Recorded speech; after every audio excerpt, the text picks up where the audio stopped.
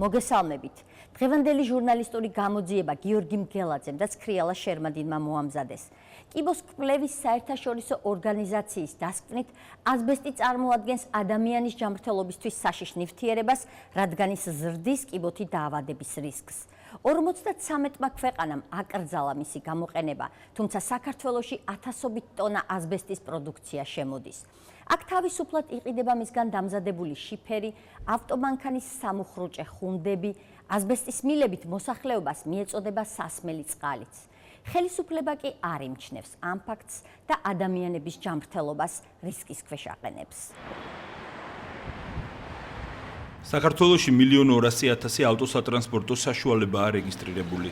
გარემოს დაცვის სამინისტროს მონაცემებით ჰაერის ერთ-ერთი მთავარი დამობინძურებელი სწორედ ტრანსპორტი და მათგან გაფრქვეული მავნე ნივთიერებებია. ამაზე ბოლო თვეებია მთავრობის ყოფილი მეთაურიც ალაპარაკდა. იგივე ეკოლოგიის კუთხით ჩვენ კატასტროფა თბილისში. ავტომობილები დადიან იმის გარეშე, რაც არის სპეციალური კატალიზატორი, რომელიც ამ გამონაბოლქს ფილტრავს. ტრანსპორტიდან გამოყოფილი მავნე ნივთიერებები ძირითადად მტვერში კონცენტრირდება. გარემოს ეროვნული სააგენტო მტვერს თბილისში მხოლოდ 2 წერტილში კვინიტაძის ქუჩაზე და წერეთლის გამზირზე ამოწმებს. ბოლო მონაცემებით მტვერი დასაშვებ ნორმას 3-ჯერ აჭარბებს. და ბინძურების ხარისხი ვერ შემცირდება. სტუდია მონიტორმა ეკოლოგიურ მდგომარეობაზე ბოლო წლებში 2 ფილმი მოამზადა, სადაც ნაჩვენები იყო, რომ საწვავში გოგირდის დონე ევროპულ ნორმას 60-ჯერ აჭარბებდა. დამაბინძურებელი ნივთიერებები კი ჰაერში ავტომანქანების გამონაბოლქვიდან ხვდება. საქართველოში დღემდე არავინ ამოწმებს მსოფლიოში აღიარებული კარცინოგენის, ასბესტის ბოჭკოს ჰაერში არსებობა არ არსებობას.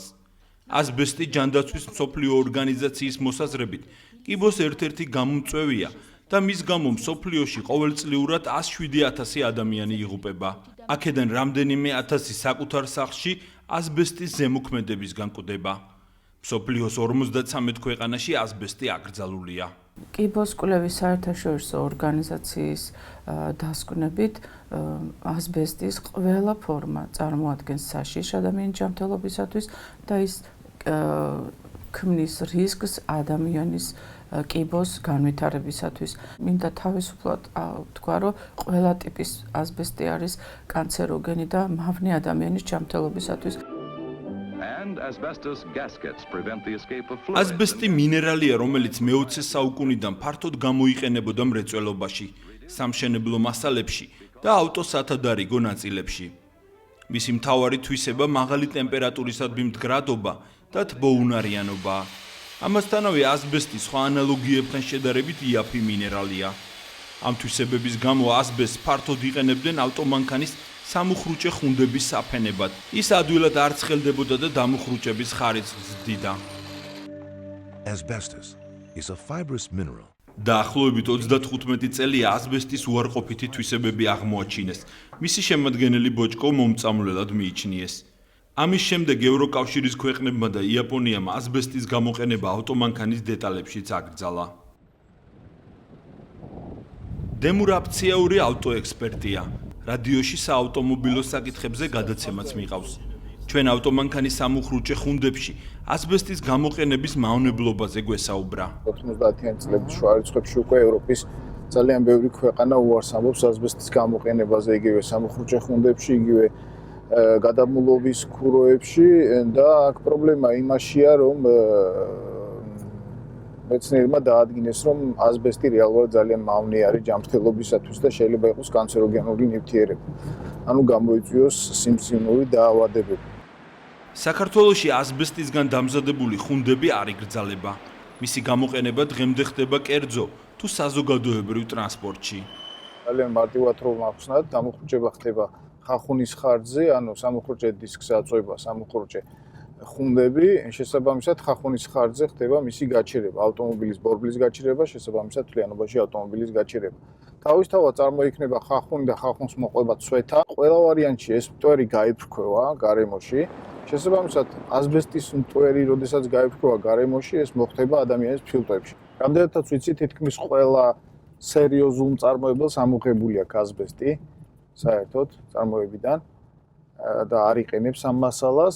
სტატისტიკის ეროვნული სააგენტოს მონაცემებით ბოლო 10 წელში საქართველოში 85,000 ტონა ასბესტის შემცველი პროდუქცია შემოვიდა.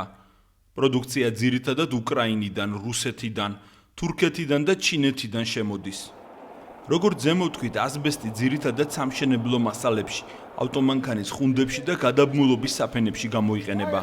ამის დასაზუსტებლად სტუდია მონიტორმა მერვე პოლკის და ელიავას ავტონაწილების ბაზრობებსა და ქუთაისის ქუჩაზე საქართველოში ყველაზე გავრცელებული ავტომანქანების სამუხრუჭე ხუნდები შეიძინა.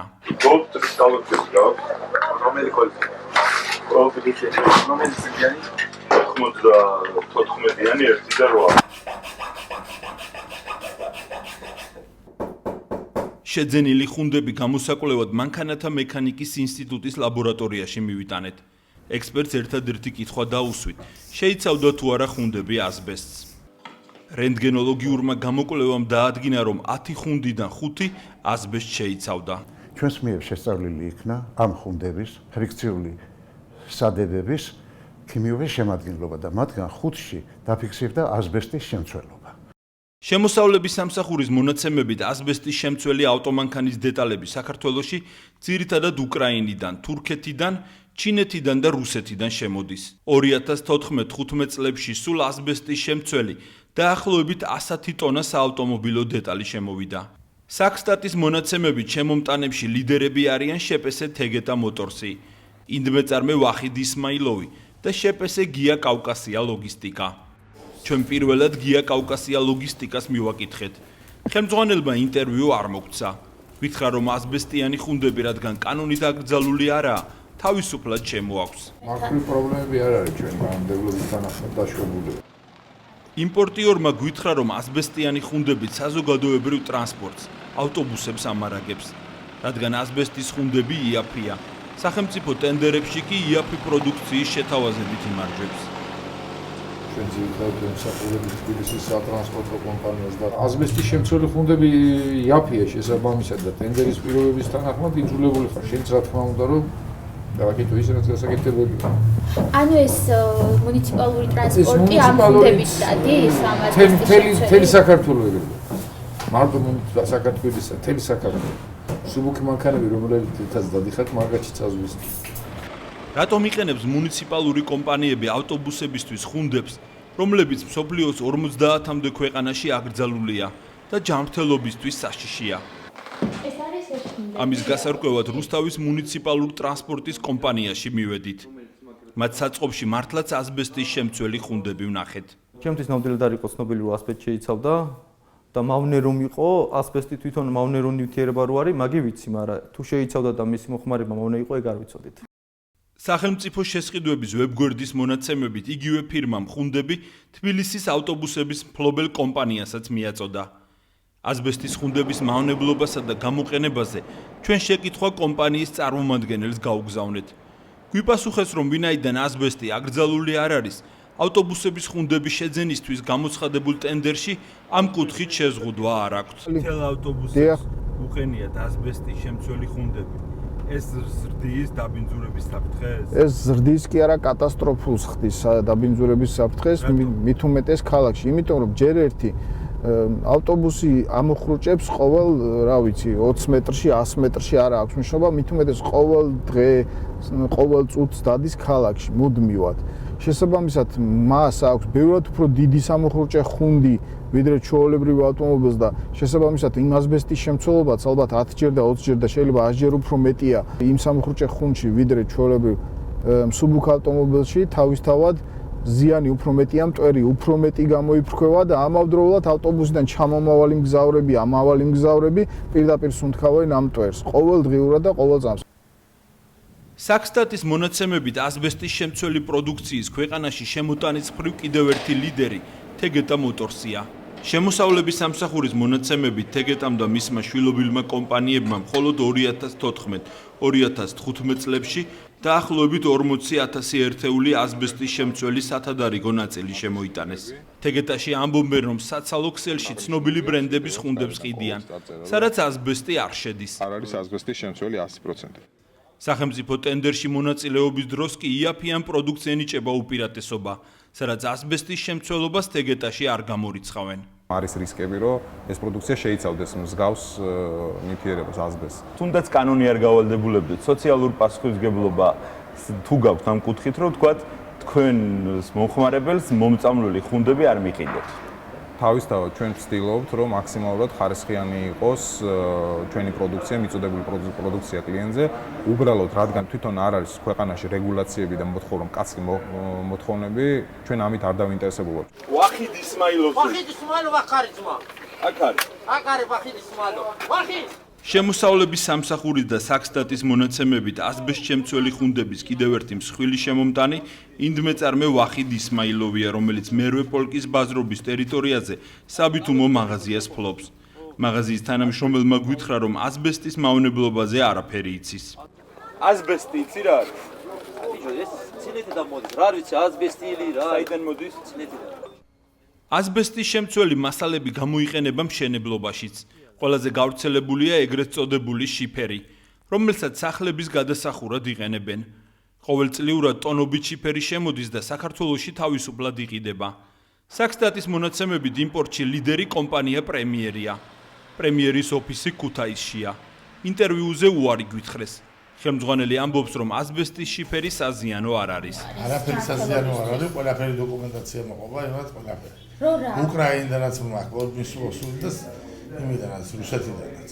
შპს პრემიერის წარმომადგენელი ამბობს, რომ სახელმწიფო სტრუქტურებსაც არაერთხელ მიყიდა ასბესტის შემცველი შიფერი. თერმა აი რა ქვია, სამინისტროებმა ჩვენგან შეისყიდეს შიფერი, რატო შეისყიდეს? რატო შეისყიდეს? გორმა, კასპა, თქვენ რატო ხართ? ახეთი დეინგრა, გორი დეინგრა, ქარელი დეინგრა, კასპი დეინგრა, რატო იყიდენ ერთ? რატო იყიდენ 30 წელს? გასულ საუკუნეში ასბესტის და ცემენტის ნარევისგან დამზადებულ მილებს წყალმომარაგებაში და საკანალიზაციო სისტემაში იყენებდნენ.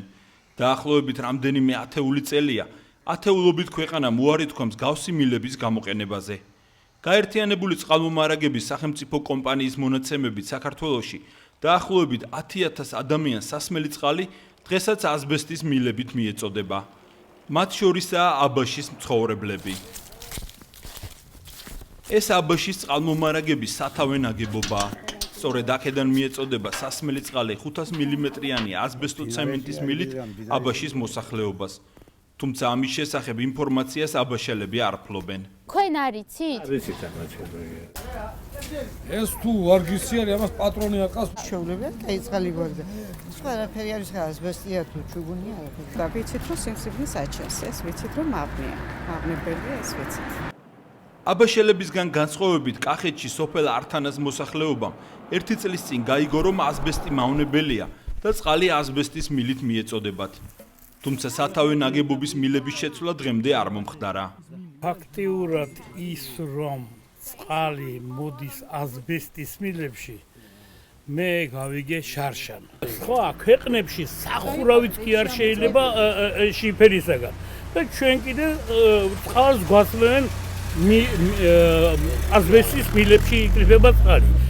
ართანაში ასბესტის მილებით მიწოდებულ წყალს სვამენ საჯარო სკოლაშიც. სკოლაში არის რამდენი ბავშვი ბავშვი შეგეცდები? ეხლა 80 იყო. 80 ბავშვი იყო და ამ წყალსაც მე ხამიან წყალსაც მოტაკე. რას აკეთებს სახელმწიფო მოქალაქეების ასბესტის პროდუქციის მავნეს ზეგავლენისგან დასაცავად? ამ მხრივ მთავარი დოკუმენტი როტერდამის კონვენცია, რომელსაც საქართველოთაა მიერთებული. ამ კონვენციის მიხედვით ასბესტის 6 ბოჭკოდან 5 აკრძალულია. თუმცა მრეწველობაში ძირითადად მე-6 ბოჭკო ქრიზოლითი გამოიყენება. მსოფლიო ჯანდაცვის ორგანიზაცია, კიბოსკვლევის ასოციაცია და 50-მდე ქვეყანა შეთანხმდა, რომ ქრიზოლითი ყველა სხვა ბოჭკოს მსგავსად მავნებელია. აიგრძალება თუ არა საქართველოში ასბესტის სრულად, ამ კითხვით ჯანდაცვის მინისტრს მივმართეთ. მინისტრმა გვირჩია დაავადებათა კონტროლის ცენტრისთვის მიგვემართა. ცენტრის წარმომადგენელი ამბობს, რომ პრობლემიდან ყველაზე კარგი გამოსავალი ასბესტის მთლიანად აკრძალვაა. ვიდრე სახელმწიფო სრულად აკრძალავს ასბესტს, დავინტერესდით, რამდენად აკონტროლებს ქართული საბაჟო როტერდამის კონვენციით უკვე აკრძალულ 5 ბოჭკოს. საქსტატიდან ინფორმაცია გამოვითხოვეთ. აღმოვაჩინეთ, რომ აკრძალვის მიუხედავად საქართველოში 2010 წლიდან დღემდე აკრძალული ასბესტის ბოჭკოს კროკოდილიტისგან დამზადებული დაახლოებით 13 ტონა პროდუქცია შემოვიდა. კროკოდილიტი ასბესტის 6 ბოჭკოდან ყველაზე საშიშია. ექსპერტები მას ამფიბოლურ ასბესტად მოიხსენიებენ. მოქმედების ხანგრძლივი პერიოდი აქვს. ესე იგი, აი 8-40 წელს ანგარიშობენ მისი ზემოქმედებიდან და ადამიანები, როცა მუშაობას შეწყვეტენ, აი მერე უვითარდებათ ეს თანდათან და სწორედ აი ამიტომ სწრაფი რო არ არის, რომ მწვავე მოწამლას არ იწევს, აი ამიტომ არის ასბესტი ამდენხან შემორჩა ჩვენს მრეწველობას, ასე რომ ვთქვათ, და ფართო გამოყენება აქვს. აკრძალვის პირობებში როგორ შემოვიდა საქართველოში კროკოდოლიტის ბოჭკოსგან დამზადებული პროდუქცია. ამის გასარკვევად საბაჟოს ინტერვიუ უთხოვეთ. ინტერვიუზე უარი გვითხრეს. ჩვენთვის გამოგზავნილ წერილში არ აგვიხსნეს კონტროლის დეტალები და მექანიზმები. როგორც ზემოთქვით, ასბესტი ორგანიზმში ჰაერიდან შესუნთქვის შედეგად ხდება. ამიტომაც ძირითადად სასუნთქი გზების დაავადებებს, მათ შორის სასუნთქი ორგანოების სიმსივნეებს იწვევს. ჩვენს ქვეყანაში არ არსებობს მექანიზმი, რომლითაც დაავადების წარმოშობის ზუსტი მიზეზი იქნება დადგენილი.